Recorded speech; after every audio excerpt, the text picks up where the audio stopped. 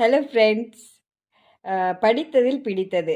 எனக்கு நான் படிச்சதில் பிடிச்சதை உங்ககிட்ட சொல்கிறேன். உங்களுக்கு பிடிச்சிருந்தா லைக் பண்ணுங்கள். Okay. Restart your life. delete negative people.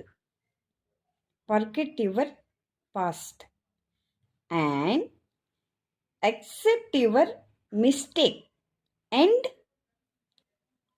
Restart your life.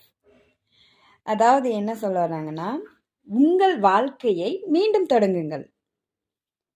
எதிர்மறையான நண்பர்களை நீக்குங்கள். எதிர்மறையான நண்பர்களை நீக்குங்கள். உங்கள் கடந்த காலத்தை மறந்து விடுங்கள்.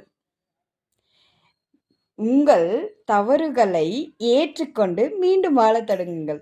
இதற்கு என்ன பொருள் தெரியுங்களா? அதாவது உங்கள் வாழ்க்கையை மீண்டும் தொடங்குங்கள் புதியதாக. ஓகேவா?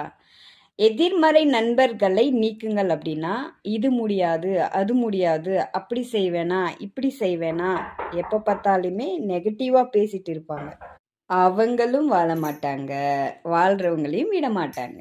அந்த மாதிரி நண்பர்களை உங்கள் வாழ்க்கையிலிருந்து நீக்கிடுங்க. அப்புறம் உங்களோட பாஸ்ட், கடந்த காலம் என்னவாகவே இருந்தாலும் அதையெல்லாம் மறந்துடுங்க. நெக்ஸ்ட், நீங்க என்ன தவறு செஞ்சிருந்தாலும் சரி, அதை மனசார அக்செப்ட் பண்ணிக்கணும், ஏற்றுக்கணும்.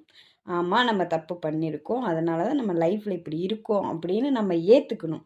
அதை ஏற்றுட்டு மறுபடியும் வாழ தொடங்குங்கள் அப்படின்றது தாங்க பொருள்.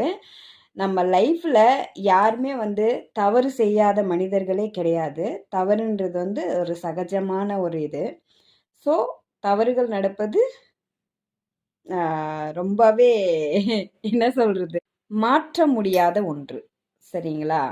ஓகே. அதனால் இந்த இது எதுக்காக சொல்ல வந்தேன்னா, அவ்வளோதான், ஆயிடுச்சு, முடிஞ்சிடுச்சு நம்ம லைஃப், இதுக்கு மேலே எதுவும் இல்லை அப்படின்னு நினைக்கிறவங்களுக்கு ஒரு இந்த வசனம் ஒரு ரீஸ்டார்ட் கொடுக்குங்க.